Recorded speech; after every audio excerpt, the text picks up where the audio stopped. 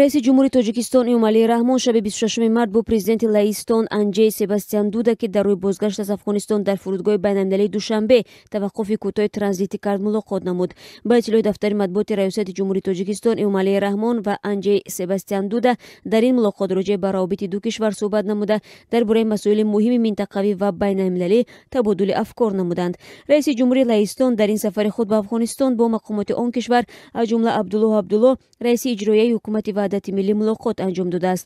оғои Дуда дар мулоқот бо мақомоти афғон ба афзоиши нирӯҳои низомии он кишвар дар қолаби нирӯҳои НАТО ва ҳамчунин идомаи кӯмакҳо дар арсаҳои низомӣ ва сиёсӣ ба мардум ва ҳукумати Афғонистон таъкид кардааст.